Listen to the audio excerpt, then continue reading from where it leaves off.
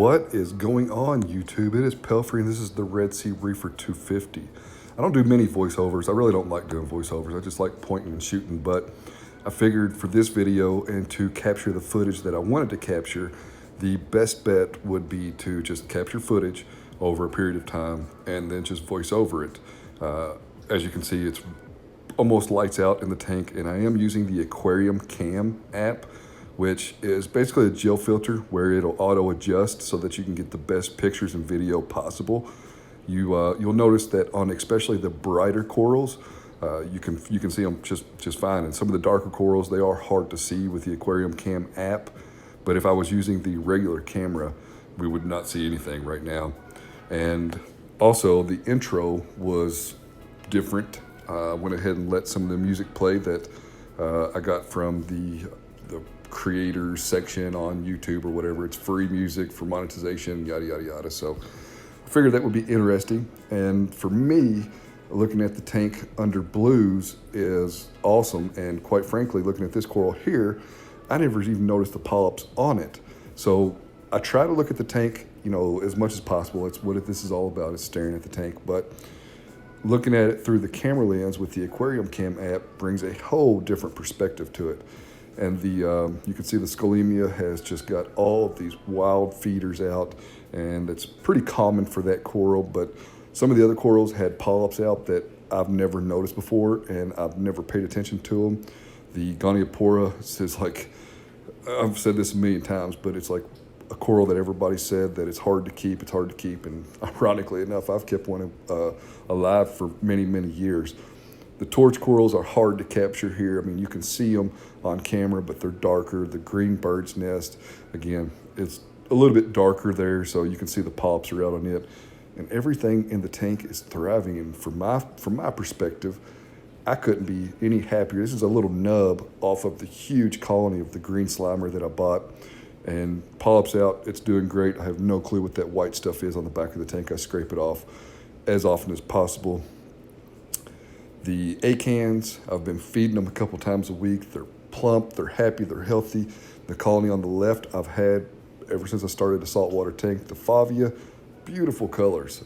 Never knew how much purple would stand out in the tank, and purple is a great color. It's something, because I am limited on space, that I need to start thinking about in the future. Whenever I get corals, I need to start looking at the colors, because ultimately, and this is with everybody and the challenges that we face, but green, green is, in my opinion, a dominant color in the reef tank hobby.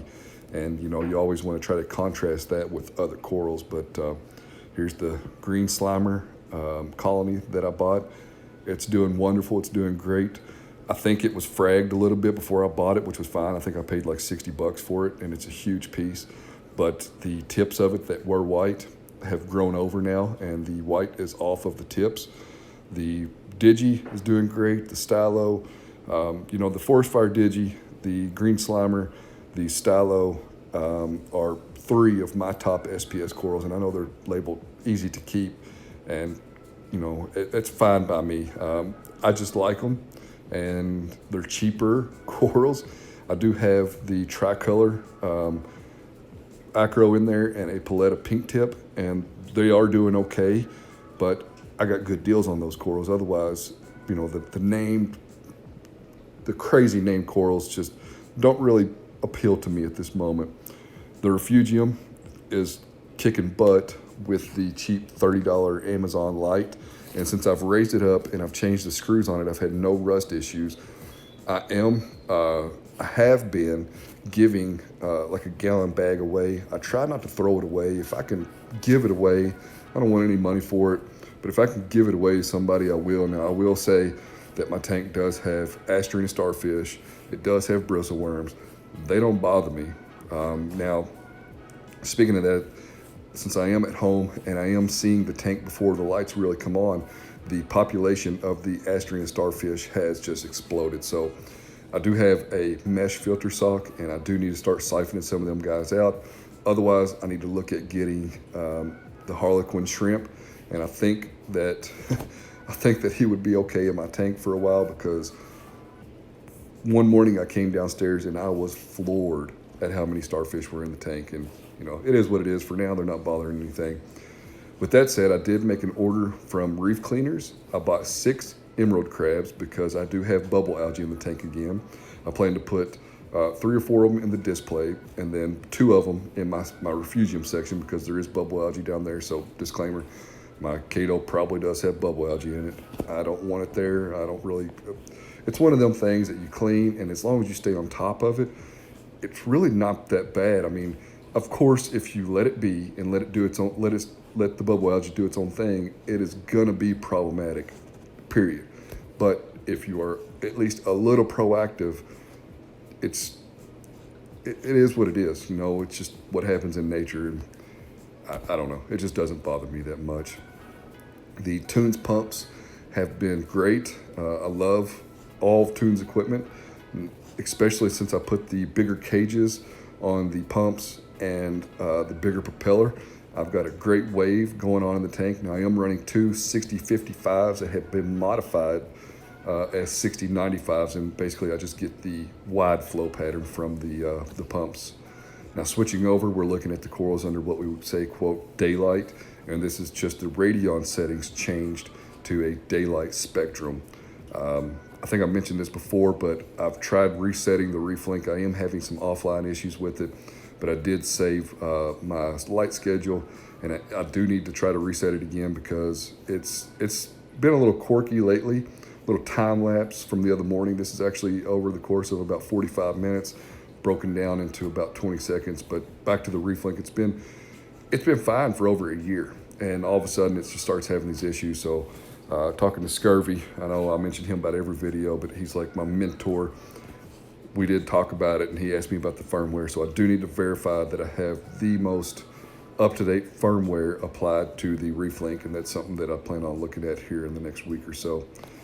Again, the green bird's nest looks great, even under whites, and you can see the tips there that were white whenever I got it. I'm assuming they fragged some pieces off of it, which is fine. You know, I got no problem with that.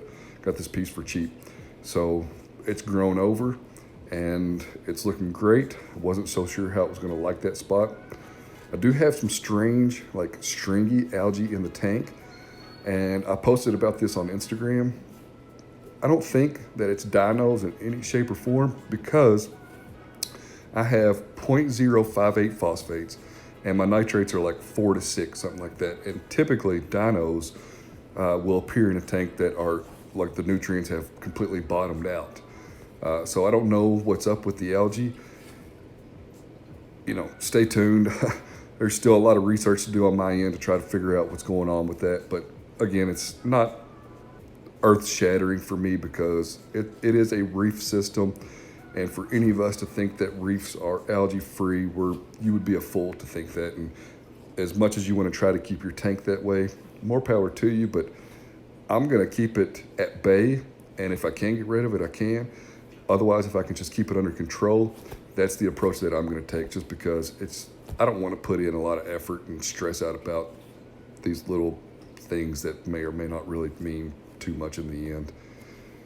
Again, the Forest Fire Digi, you know, it's getting hammered with flow right there, but it's doing great. And I mentioned this earlier in the video, but those white dots that are on the back glass, and they're only ever on the back glass. I have no clue what they are, no clue.